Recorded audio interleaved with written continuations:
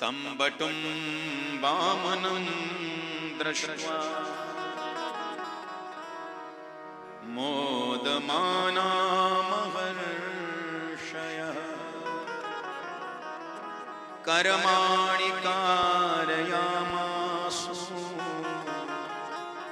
पुरुस्कृत्य प्रजापतिम्।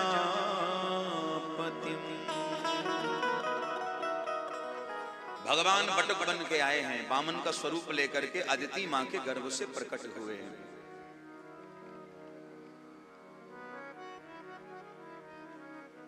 कि हरि ने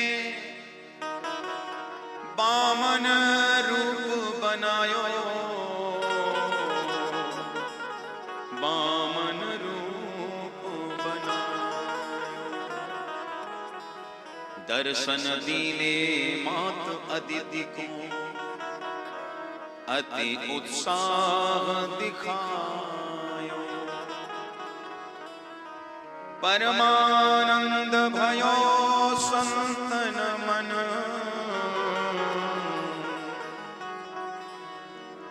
कश्यप मन अति भायो।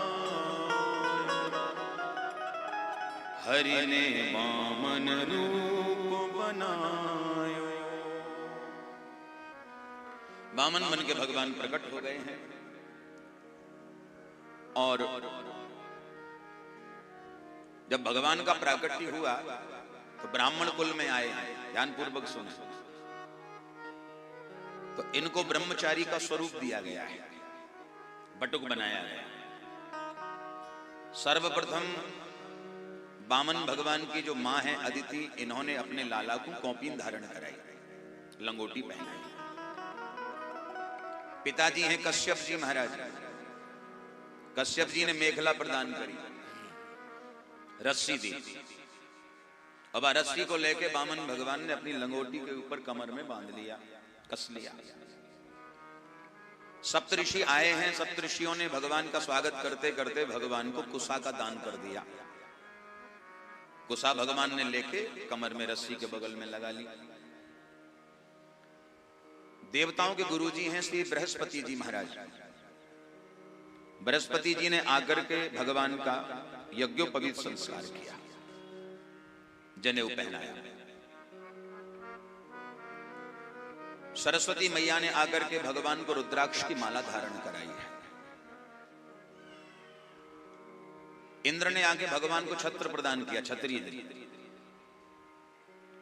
ब्रह्मा जी ने भगवान को कमंडलू प्रदान किया।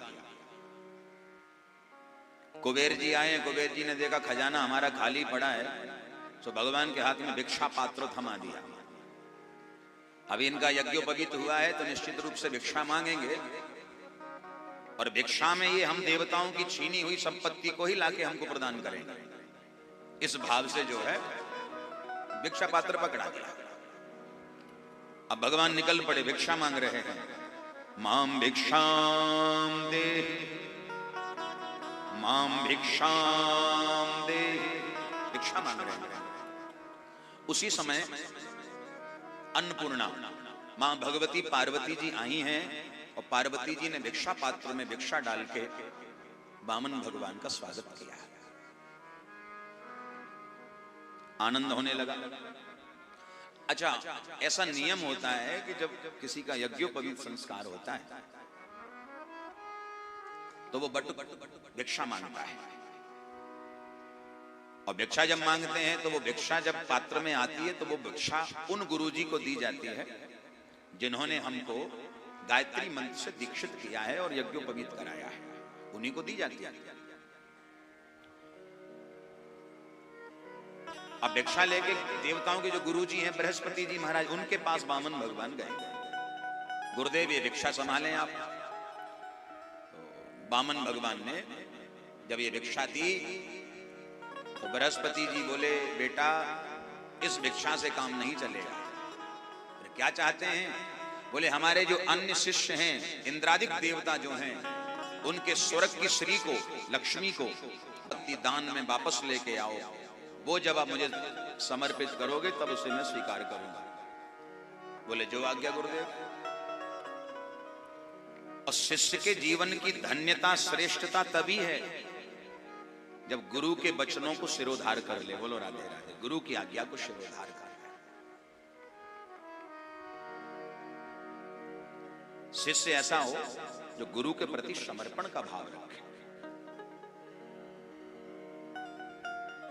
एक बार काशी में एक संत ने शिष्य बनाया और खूब उसको बढ़िया वेदांत इत्यादि शिक्षा देकर के विद्वान बना दिया।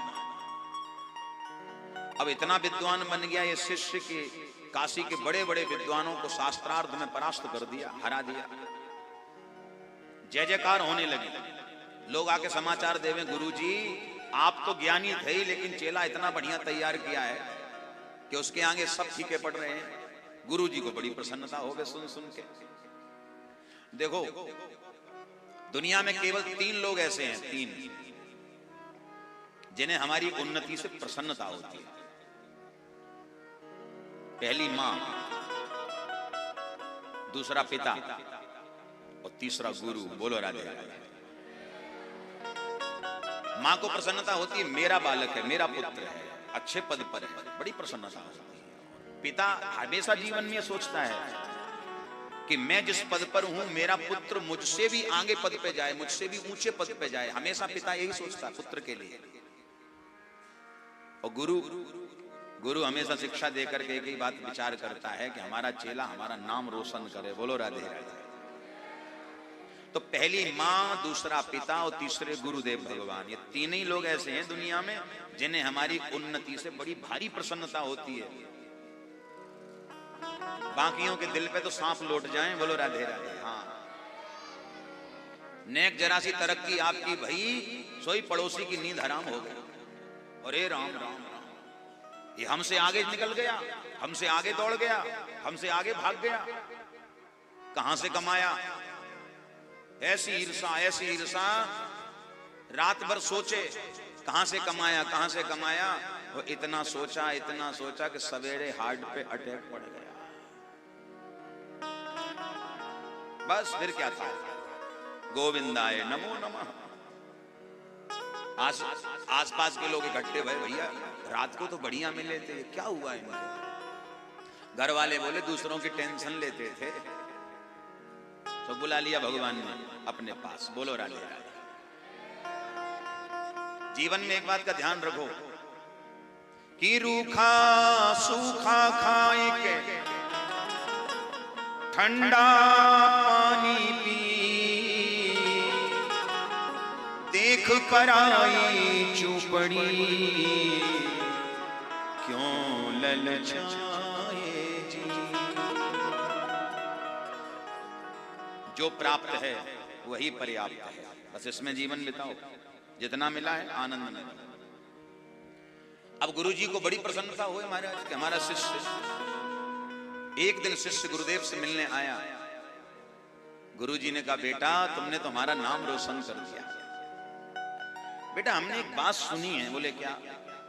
बोले काशी के सारे विद्वानों को तुमने शास्त्रार्थ में हरा दिया। तो चेला क्या बोला? गुरुजी अभी सभी को नहीं हराया। तो कौन बचा है? बोले बस एक ही बचा है। कौन? बोले आप। बोलो राधे राधे। बाकी तो सबको हरा दिया, लेकिन अब केवल आप ही बचे। अब ऐसे शिष्य मिले तो गुरुदेव कहाँ क्या जीवन में आनंद हो। वामन भगवान ने बृहस्पति जी की आज्ञा को शिरोधार किया है और वामन भगवान चल रहे हैं। राजा बलि के नर्मदा के उत्तर तट पर भृगु पक्ष संहिता में जहां यज्ञ हो रहा है, रुनक जुनक करते हुए पहुंचे वामन भगवान। बड़े प्यारे से हैं। अच्छा, हाइट कितनी है? 1.5 बिलांद के हैं। बोलो राधे राधे। हमारे ब्रज में ऐसे करते हैं, इतने बड़े हैं वामन भगवान देव। अब इतने से वामन भगवान, स्वरूप बड़ा सुंदर है इनका। लंगोटी लगा रखी है केवल शरीर पे, गले में रुद्राक्ष की माला है, काले काले केस हैं घुंघराले, हाथ में सुमिरनी माला से सुमिरन कर रहे हैं, कमंडल भी ले रखा है, भिक्षा पात्र भी ले रखा है, छतरी भी पकड़ रखी है, छोटे छोटे पैर में खड़ाऊं डाल रखी है लकड़ी की। जब चलते हैं तो कभी खड़ाऊं निकल जाती है, खड़ाऊं संभालते हैं तब तक छतरी छूट जाती है। बोलो राधे राधे। चार करते हैं, क्या क्या संभालें, छोटे से पूरी गृहस्थी लेके चल रहे हैं महाराज, पर बड़े प्यारे हैं। पहुंच गए यज्ञशाला के दरवाजे पर, शुक्राचार्य जी महाराज यज्ञ करा रहे हैं।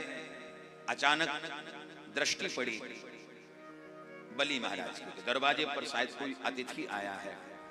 हमारी सनातन संस्कृति हमको सिखाती है अतिथि देवो भव। अतिथि का हम